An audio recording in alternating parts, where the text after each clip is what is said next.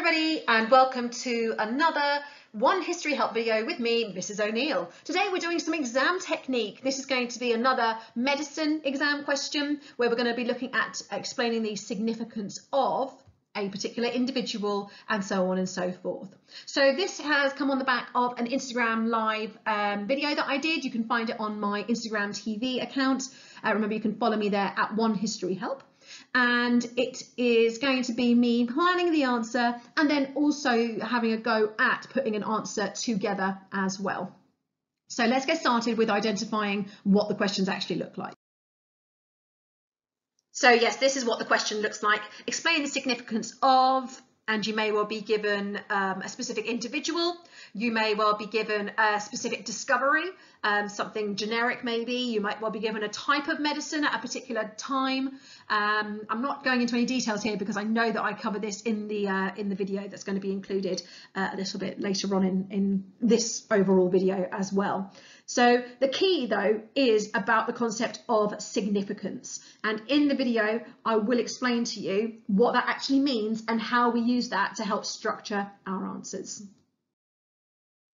As a rule then, we want to be seeing an 8-mark question in terms of timings to take a minute per mark with a minute or two to plan as well. Planning sounds scary and it sounds intimidating and it sounds like the last thing you want to do when you're in an exam situation, but you just got to take a second, pause, breathe is very important, and actually give yourself an opportunity to first of all read the question properly and then actually think about what you want to write. And I'm not saying sit there for ages thinking about this. Be disciplined with yourself. Give yourself a couple of minutes, even if it's just jotting down a couple of ideas. I always get really nervous when I receive exam papers back and there's nothing been written on them whatsoever, like the source pages. You know, totally use the space that you've got available to you to note down as many ideas as you want to. So it's not about sitting and putting out an elaborate plan and so on and so forth. It's about actually thinking about what you want to write. And I promise you, it will feel scary. I know it will, because you'll just want to get started and you just want to start writing. But I promise you, your answer will be so much stronger if you spend 2 minutes thinking about what you are actually going to write. I'm sure you've been in this situation before when there is nothing worse when you're writing something and you haven't thought about what you want to write and suddenly you don't know what you're writing and your argument goes all over the place. I get it when I talk normally. You know, my mouth works a lot faster than my brain does, I tell you that now. So there's a lot of times where I kind of stop making sense, and I often use the phrase, oh, I'm thinking while I'm talking. And if I actually stopped and thought about what I wanted to say, it would sound so much better. And the same goes for writing exam answers too. What follows next is my video from the Instagram live that I did. You can also find it on my Instagram TV as well. Be prepared that I've made this after I did that video, so there will be a tiny bit of repetition from what I have said so far. I hope you find it useful. Once the video is over, it will then move on to look at the me actually typing up the answer itself. The question that we're going to be doing today is the second question on a medicine paper on your paper 2 exam, and I've already gone through how useful is a particular source one on YouTube. I've gone how you plan it, and I've also done an example video as well. So today we're going to be looking at explain the significance of, and you can kind of see where it fits in with the other questions as well. As you can see, you get 4 questions on your exam for medicine. You've got these first 3, which are worth 8 marks, and then you've got your factors question, which is worth 20 marks overall. What's really good about your exams when you do them is you get them in a booklet with all the lined paper in there for you, so you can answer them in whatever order that you like. Oh, I'm just going to turn my light on up here. There we go. That might make a little bit of difference being able to see. So yeah, okay, let's get started. Sorry everybody, I feel like I'm really stalling a lot. Here is the specific question that I'm going to look through with you guys today. So we're going to explain the significance of the work of William Harvey. What we're going to do is we're going to break down the question and we're going to then do some time actually planning it. So as you can see, I've actually got ahead of the game and I've written out a few bits and bobs that we're going to be having a look through. So first off, starting up at the top here, I don't know how clearly you can see it. Hopefully you've turned your cameras around and everything so you can see that, say it the right way up. So these questions are worth 8 marks. So they should, in an exam situation, take you roughly about 10 minutes. That's a minute or two per mark, plus a minute or two for planning. So that's how we're going to work it out. Explain the significance of William Harvey. Now, one of the big things that I recommend the students that I teach to do is to make sure that you get every word from the question, is to draw a line in between each word as you read it. So for instance here I would say, explain the significance of the work of William Harvey. And that way you make sure that you actually take in every single word. I'm sure we can all identify a time when we're told by our teachers, you've got to make sure you read the question and everything like that. So this makes sure you slow down and you take in the bits that you need. First of all, I want to deal with the concept of significance in these questions. So what do we mean by explaining the significance? Whoops. Well, there are two parts to significance. Okay, we'll draw one over here and we'll draw the other one over here. Significance is, to some extent, about the concept of importance, but actually significance is much richer than just looking at importance. There's lots and lots of different things that you can consider when dealing with the concept of significance. In this instance, we're going to deal with two things specifically. When you are given an area to explain the significance of, you've got a specific individual here. It could be of a specific development. For instance, I've seen a previous exam question which asks about the significance of anaesthetics, for instance. It could be about a type of medicine, explain the significance of the developments in surgery at a particular time. So it's all going to be about picking out things that will have a knock-on impact to other events in the future. So the two things, I'm just going to number them up here, the two things that we need to deal with when we're explaining the significance of someone or something is, firstly, how do the discoveries or the individuals that are being asked about produce a discovery or a piece of work that allows us to change ideas from before. So how do we change from beforehand? What was it like beforehand? How will the particular discoveries, for instance, make that different? And two, looks at long-term impact. So not just thinking about that event at that time, but how is it going to have an impact in the future? So let's have a think about it almost. You know, I love a timeline. So let's imagine that this is the thing that you've been asked about in your question. How does it impact on the future, and how does it change the way things were before? So that's what we're going to be considering when we look at significance. Now, for this question, you need to produce 2 paragraphs. Okay, you've been asked to explain. Okay, explanation in theory requires a peel paragraph, point, example, explanation, link, and you just need, for 8 marks, you need 2 paragraphs. You need 2 paragraphs for that. And we've got paragraph 1, which is going to look at change from before, and paragraph 2, which is going to look at long-term impact. Now, one thing that is incredibly important in this is you've got to make sure that you are being specific. You can't just talk about long-term impact in general. You can't just talk about what things were like before in general. You've got to be able to back it up with something specific.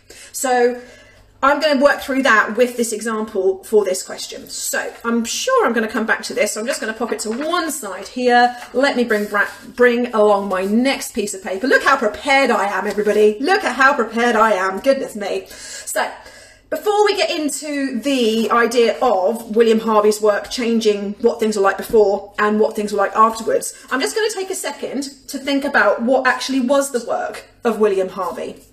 Now, Harvey is all about the heart. Harvey heart. That is how I remember it. Okay. William Harvey discovers that the heart is a pump, and it pumps blood around our body in a one-way system.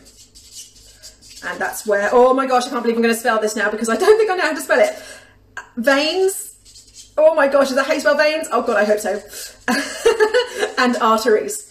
Nothing on capillaries at this stage. He hasn't got the technology available to be able to do that. So he learns that the heart works as a pump. It pumps the blood around your body in a one-way system. And he is very much inspired by the invention of the water pump that is created around this time. And he's able to apply it to humans because he is a doctor. He's a very good doctor. In fact, he is the doctor to Charles I. He's the one who gets himself beheaded at the end of the English Civil War. So he is able to make this connection between a water pump and how a water pump brings water up from below the surface, and how the idea that maybe your heart operates your blood system in a similar way. He also is able to work out that there is only one supply of blood in your body, i.e. your body doesn't keep remaking blood constantly. Another way that he is able to identify the idea of the heart working as a pump is that he dissects. Dissect is one of my nemesis words. I never know if it needs 2 or 1 S's. That doesn't look right, but I also don't think 1 S would look right either. Anyway, dissects cold-blooded animals like lizards and newts and things like that. And the reason that he does that is because they have a slow circulation system. Okay, a cold-blooded animal, their hearts and their circulation system works a lot slower than a warm-blooded mammal would. Slow circulation system. So it was very easy for him to be able to dissect these animals and make those observations accordingly. So this is the work of William Harvey. Now, if I can just bring this back a second, if that's okay. Notice in the 2 paragraphs I'm going to write, there is not a paragraph where I just write about the work of William Harvey. That's when I've, gosh, I didn't even mention this. I think I'll mention this right now. I've actually been an examiner for AQA, and the paper that I specialised in was the medicine paper. And where some students will go wrong is they'll see a question like this, and they'll just spend their time writing about what William Harvey did, and then possibly giving a sentence to say what was so important about it. But again, that's just talking in a generic sense. Trust me, this is such a stronger way to do that. I'm not saying that we won't refer to this at all, but it isn't going to form the basis of our answer. The basis of our answer is, to bring it back again, the concept of significance. Okie dokie. So what I'm going to do now is going to move on to the next bit, which is where, move those out of the way, I'm going to start to bring all of that together. I wonder if I can kind of keep that just to the side there, so I've got it to have a look at. Okie dokes, I'm just going to change my colour pen. I've been writing in green a lot today. So what I'm going to start to do now is think about, let me bring them in there. There we go. I forgot now if not many of you were here right at the very beginning when I was prattling away waiting for people to join, but I've got this much higher up than previously, so I can't actually see particularly well how well this is coming out, so I'm hoping it's all right. So as you can see, I'm now going to plan what I'm going to write about in my 2 paragraphs. I've done my little memory recall about William Harvey and what he does. Now I'm going to start to think about how is this different to what was believed before, and how does this have an impact on medicine and health in the future. And I'm going to make sure that I am specific with what I'm going to say. And what 4 things make up specific knowledge, boys and girls? That's right. Dates, names, facts and terms. Dates, names, facts and terms. Right. Here we go. Let's do change from before first of all, shall we? So one thing I know is that previous to Harvey's work is that Galen believed that, blood was constantly remade in your body. Constantly remade.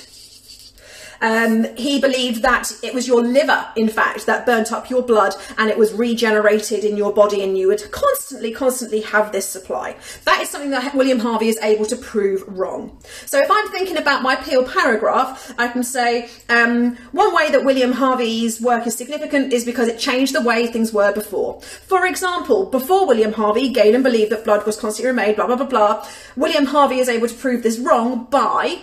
Okay, so can you see, it kind of feels a bit backwards. Rather than starting with William Harvey's work first and then going to the developer, so how it changes from before, it works better the other way round. Like I said, when this video is finished, I'm going to take this plan and I'm going to sit down and I'm going to type up my answer. I'm going to record me typing up this answer. I'm going to put it all together, hopefully, as one overall video. So, change from before. Galen believed blood constantly was being remade in the body. Something else that I would note as well is about bloodletting and how those 2 things are kind of connected. For instance, sorry, I'm just going to take a bit of a slouch here. So bloodletting, William Harvey is able to prove that that is a really poor treatment, and essentially you are making things worse by letting blood. And this kind of challenges, again, this belief that Galen had, because according to Galen, you know, your body constantly remakes blood, so bloodletting makes absolutely no difference whatsoever. You could also, okay, let me give you an example of a point that is not particularly specific. So this is now in terms of the kind of thing we're not looking for. Hold on, hold the front door, page, whatever. Let me get a red pen, because we're talking about things that we don't want to say here. So this here is going to be a vague point that I'm going to make that I would not use, but I just wanted to show you the difference between the two. A vague point would be not much knowledge. Ooh. Oh, there's a squeaky pen today, on the heart.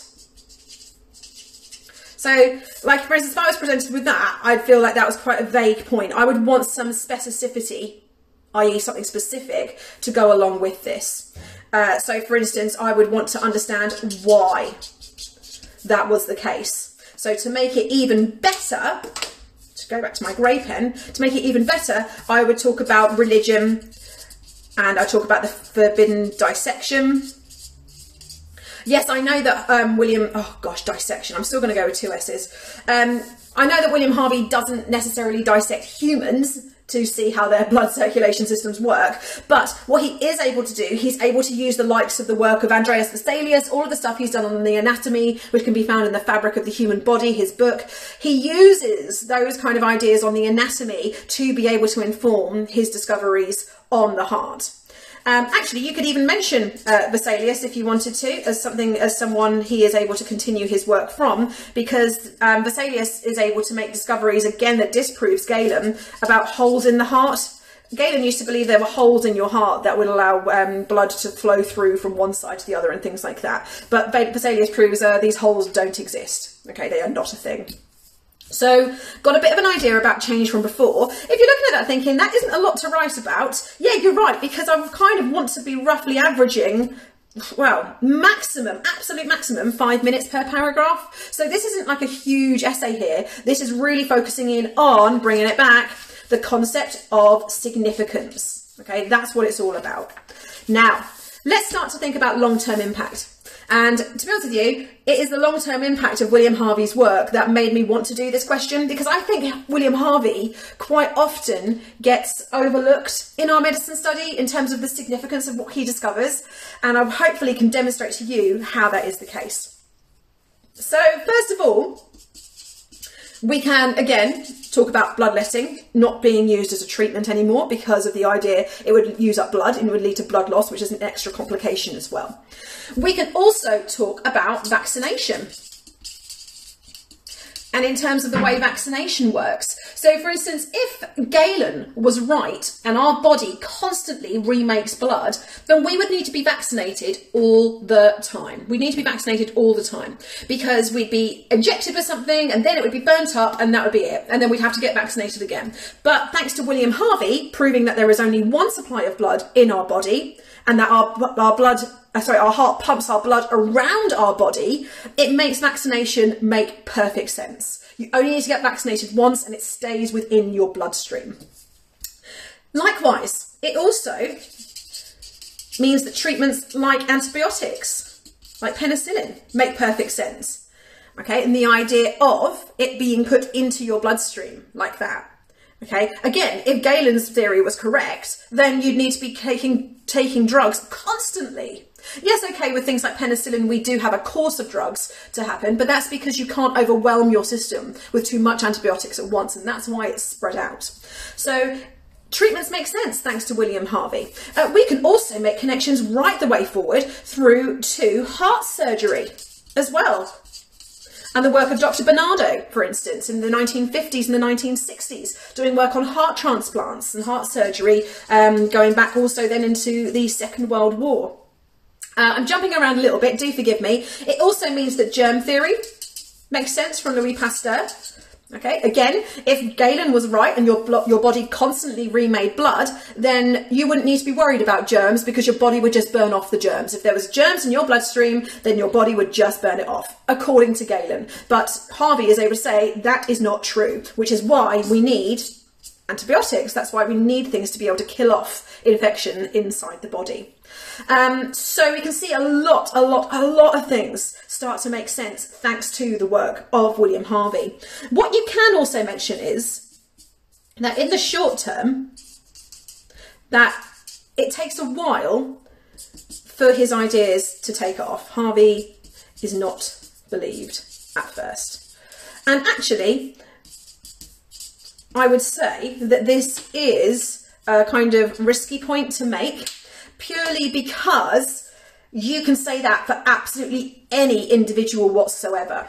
However, if you can tell me why he isn't believed at first, then that will make that point even stronger. And essentially, it is something that you can apply to so many individuals. Harvey is going to come along and say, you know, don't have any bloodletting. It's going to be a complete waste of time. And actually, you'll end up being worse off than when you started. But people aren't going to believe him because bloodletting, for instance, has been used for thousands and thousands and thousands of years. Thousands and thousands and thousands might be a bit extreme, but you get my point. And just because one guy comes along and says, oh, hello, yeah, don't do that anymore, people aren't just going to instantly believe him. Likewise, for instance, when it comes to Jenna doing vaccination, Jenna really could have applied William Harvey's thinking to this and to help him further understand why vaccination works, but he isn't able to do so. So again, Harvey's work is set back that little bit more as well. So generally speaking, individual discoveries aren't very often significant and picked up straight away at the time when they are made. Quite a lot of the time, it takes other individuals to reinforce their work, to make it even stronger. I don't want to detract too far away from William Harvey here, but I know a lot of you write about individuals when you've got factors questions. And one of the things I would say is, as another example for what I've just been saying in terms of people picking up and developing on ideas, is we've got germ theory, which is then furthered by Joseph Lister, that's his name, with antiseptics, which is taken even further then by Robert Koch with his work on identifying specific germs. Every time someone picks it up, it gets better and better and better. Much like Harvey's work, every time someone's able to add something to say, yes, this is true, and I can apply it to this, it makes his theory even stronger than that. Right, let me have a look. Is there anything else I want to put? Don't think so. I don't think so. Right, let's just go back to the very beginning, all right? We'll just go through it just to consolidate, and then when I'm done, I'm going to be going away, and I'm going to sit down at my little laptop, and I'm going to type up my response based on the planning we've just done. So hopefully you can all see those okay still. 1, 2, 3, 4 questions in your medicine section of your paper 2 exam. As you can see, with the exception of your final question on factors, each of these is worth 8 marks. So in theory, you spend roughly about 10 minutes on each of these, and then your final question, which is worth 20 marks, which you spend between 20 minutes and half an hour on. All right, and that brings you roughly to the overall total time of 1 hour that you would need for your medicine paper. The how useful is source A question is already dealt with on YouTube. I've already got a video on that. I've got 2 videos, in fact, one where I go through how you plan and prepare, and the second one where I type up an example. Today, we've looked at explain the significance. The other question, which I haven't looked at yet, and I can always do another time if you'd like me to, is explaining the similarities between 2 things. I've put differences in there as well, but my honest understanding is that it will mainly be about looking at similarities between things as opposed to differences. And then, of course, the factors question, which I know if you're taught by me at the moment that you know a lot about because you've had one of those to do quite recently. So we're focusing on that question. This is the question. This is the question specifically, sorry, excuse my accent, the question specifically that we were having a look at today. And when you're asked about the concept of significance, that is the most important part of this question. We are dealing with the way things have changed from before and the long-term impact as well. Again, think about it like that timeline. How does it impact on the future? How does it change the past? And making sure when we are making comments about change from before and long-term impact, we are being specific. And we are looking at 2 Peel paragraphs. We've been asked to explain ourselves. Peel is the structure you need to use for that. As an 8-mark question, you need 2 of these. Whoops. Then we looked at the work of William Harvey, just to remind us actually what Harvey's work was. Not that we need to do a paragraph on what Harvey's work, we need to link that into the way it is significant. Then we went through and we planned how does it change ideas from before and how does it have a long-term impact as well. And it is this sheet in particular that I am going to be using to plan and to write up the question itself. So I've said here, hopefully you can see everything put together later on the One History Help channel on YouTube. I have absolutely no idea. I was trying to experiment with this earlier. I have absolutely no idea how to embed an Instagram live or an Instagram TV video into like a video that I'm making myself. So if I can't work it out, I might just say in the video, go check out the Instagram video and you can see me actually planning this. That might be what I do. But yes, that is everything. Right, so I've literally just finished the Instagram live on how to plan and prepare this question, and I've got my plan ready to go. I was about to show it to you, but I realised you can't actually see that, and I'm going to type up my response based on what I've gone through. Oh, I just want to get the other, sorry everybody, there we go, I want to get the other piece of paper where I went through the work of William Harvey as well. So I want 2 peel paragraphs. Oh, I'm going to just very quickly, hopefully it stays recording. It is recording, that's good. I'm going to set myself a timer as well, so then I can see how long it takes for me to answer this question. I'm going to try really, really hard to see if I can do this in 10 minutes. We'll see how it goes. We'll see how it goes. All right, so let's refresh that, hopefully. Oh, no, stop. Okay, here we go. Right, let's get rid of that so I can't see it. Explain the significance of the work of William Harvey. Right, I'm going to start off with my paragraph on changing things from before. So one way that the work of William Harvey was significant is, let's stick with was the way it changed things. Oh, I hate the word things from before. I'm going to go back to things. I'm going to change that. For example, sorry, isn't it? There's nothing worse than somebody watching you type, so I'm going to probably make loads of typos. Previously, oh, actually, sorry, I realised as well I wanted to make this a little bit bigger. There we go. So previously, Galen had taught that the human body,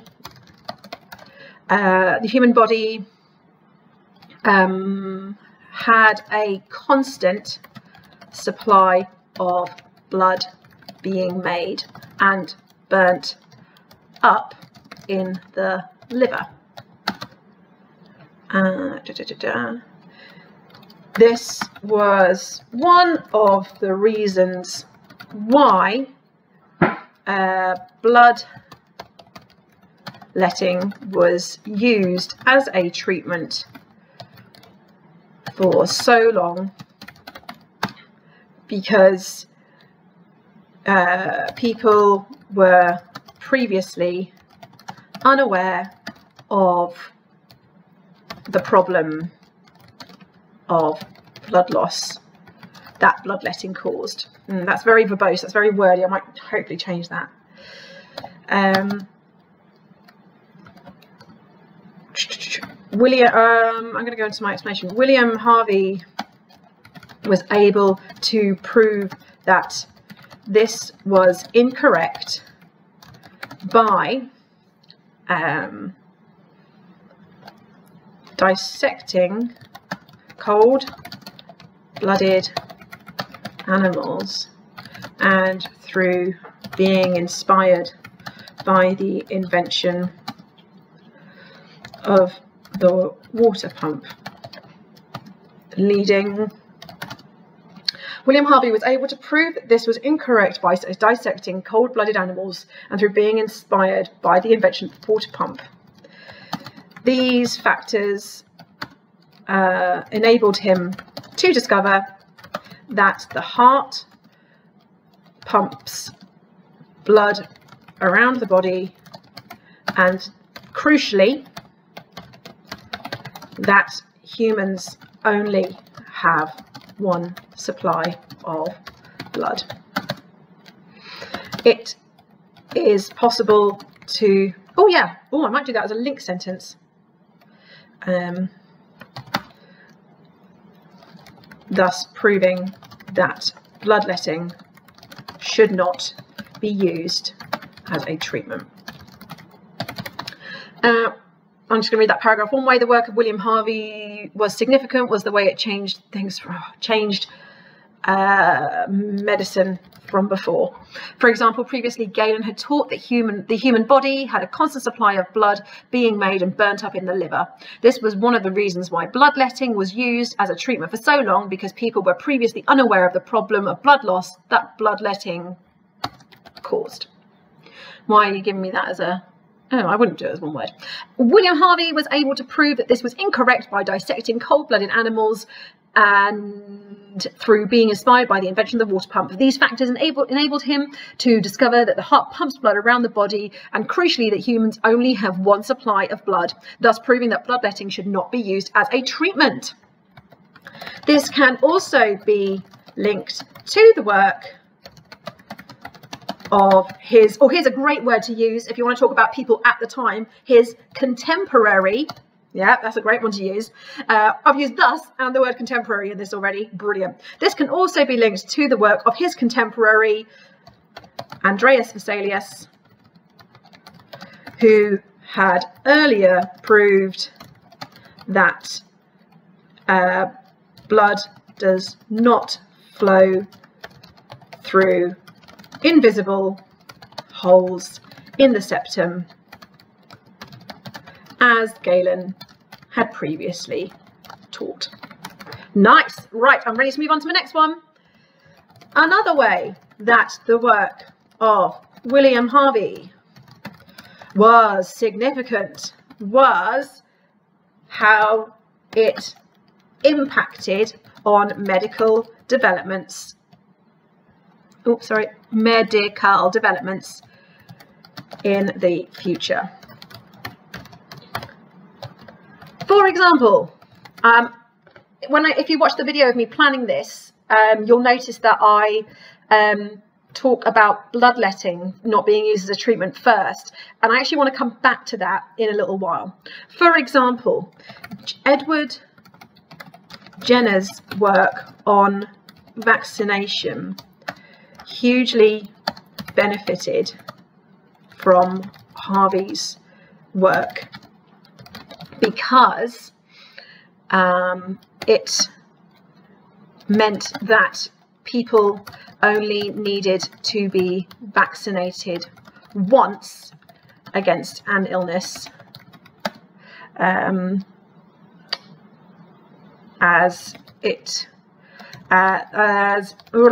the vaccine, sorry everyone, you're just hearing me babbling on in my train of thought, as the vaccine would remain in somebody's body.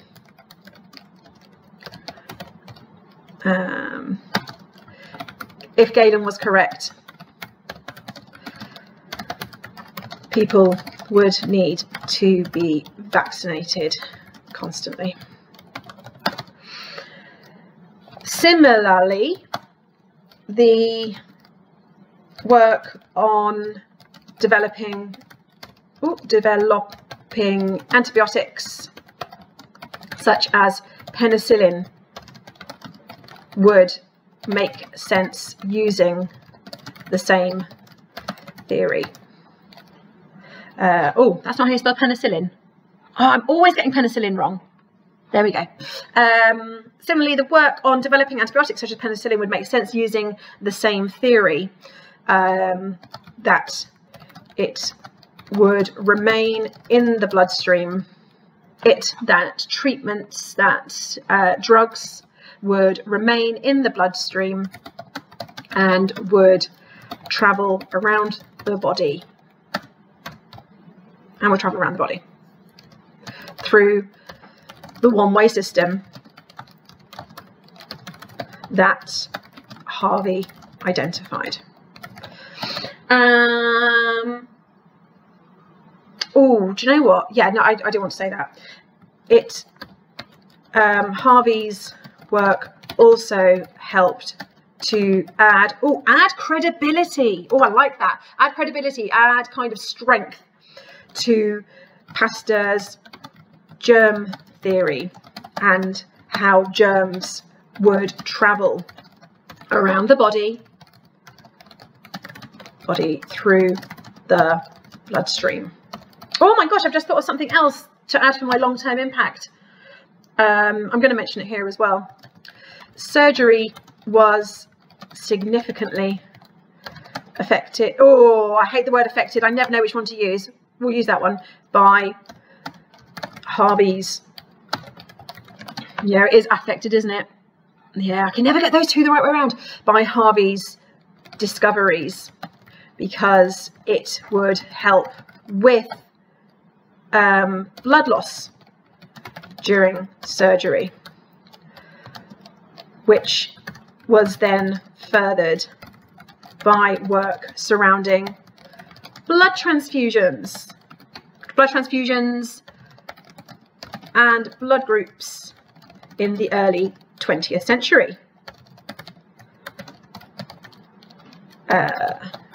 Heart surgery and heart transplants specifically would not be possible had it not been for the work of William Harvey, looking into the physiology of the heart. Nice, I like that. However, it is important to note that due to strong beliefs in ancient techniques during the Renaissance, it took a long time for Harvey's work to be noticed and to have the impact it deserved. With this in mind, despite proving it ineffective, bloodletting continued as a treatment into the industrial era. Woo! Okay, I reread that first paragraph. My gosh, my second one is so much longer than my first one. Don't worry about it though, because I've still been specific. Let's have a look. Another way that the work of William Harvey was significant was how it impacted on medical developments in the future. For example, Edward Jenner's work on vaccination hugely benefited from Harvey's work because it meant that people only needed to be vaccinated once against an illness, as the vaccine would remain in someone's body. If Galen was correct, people would need to be vaccinated constantly. Similarly, the work on developing antibiotics such as penicillin would make sense using the same theory, that drugs would remain in the bloodstream and would travel around the body through the one-way system that Harvey identified. Harvey's work also helped to add credibility to Pasteur's germ theory and how germs would travel around the body through the bloodstream. Surgery was significantly affected by Harvey's discoveries because it would help with the blood loss during surgery, which was then furthered by work surrounding blood transfusions and blood groups in the early 20th century. Heart surgery and heart transplants specifically would not have been possible had it not been for the work of William Harvey looking into the physiology of the heart. Remember, physiology is how the body works. However, it's important to note that due to strong beliefs in ancient techniques during the Renaissance, it took a long time for Harvey's work to be noticed and to have the impact it deserved. With this in mind, despite proving it ineffective, bloodletting continued as a treatment into the industrial era. Let me just check my timer. Oh, 12 minutes. Oh, 12 minutes. I want to get this right, though. I want to get this right. I want to also talk about... I also want to talk about lack of knowledge on the heart. Before, I'm going to do it after that stuff on Vesalius, I think. Before William Harvey's work, there had been few discoveries related to the heart. This was due to religious beliefs, especially from Christianity, which forbade human dissection. Yeah, I'm going to leave it at that, I think. Right, cool, excellent.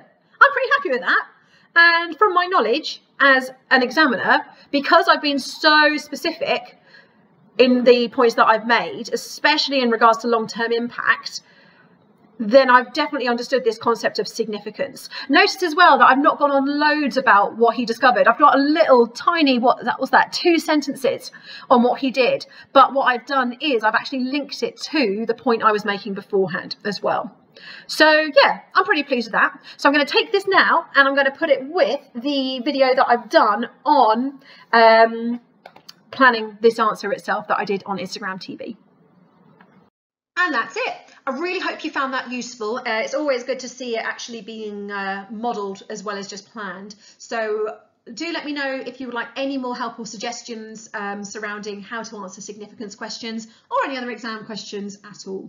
Don't forget to like and subscribe, because the likes especially give me a good indication of what kind of content is working for you guys and the kind of things I can adjust from there as well. You can follow me on Twitter and on Instagram at One History Help, and of course you can find me on Facebook just by searching for One History Help, and you'll find my page from there. Thank you so much for tuning in today, everybody, and like I said, I really hope this is helpful. Take care. Bye.